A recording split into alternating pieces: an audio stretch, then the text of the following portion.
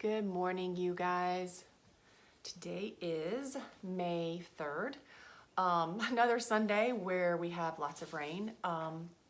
So here is our lesson for today. Today we're going to learn about St. Peter, and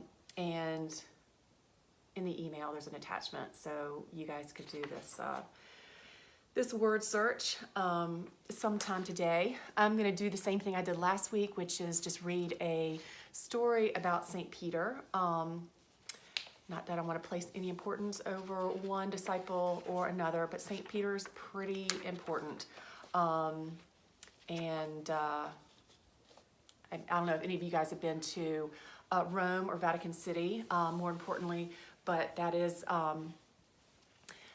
where the tomb of St. Peter is, and that whole basilica of St. Peter is built in Vatican City.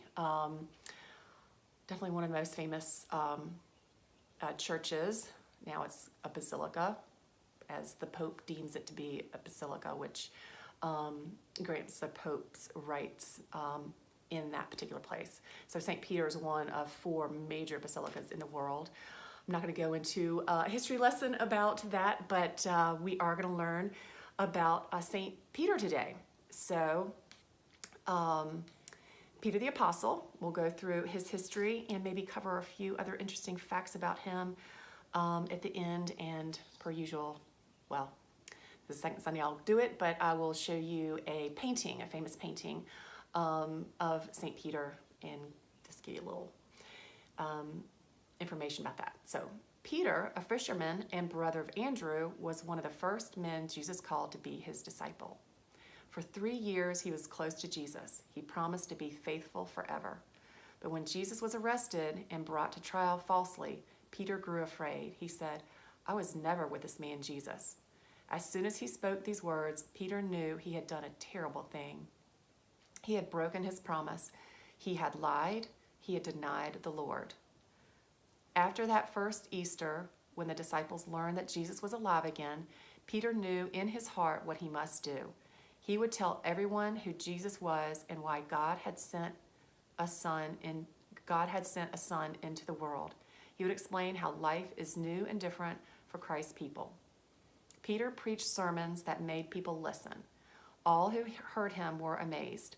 How could a simple man like Peter, with hands made rough from handling fish, boats, and ropes, speak with so much power? Because of Peter's preaching, many people believed in Jesus. Peter became a well-known leader of Christians. Sometimes he was able to heal others. He had important dreams and visions. Peter came to see that the good news of Jesus Christ was meant for all people. He said that everyone who believed could be baptized. The church began to grow. There arose another king named Herod, who began to arrest and kill Christians. He decided to put Peter into prison. The news spread quickly, and people in the church prayed for him day and night.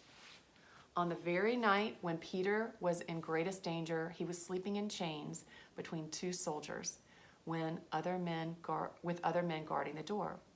And then a miracle happened. An angel of God set him free and led him into the city. Peter was so surprised that he thought he was dreaming, but this was for real. His friends rejoiced that their prayers were answered. Luke told Peter's story in the Acts of the Apostles. And some interesting titles or attributes that Peter has. He's known as the patron saint of the fishermen, of boating. He had a nickname by Jesus, which translates into being the rock.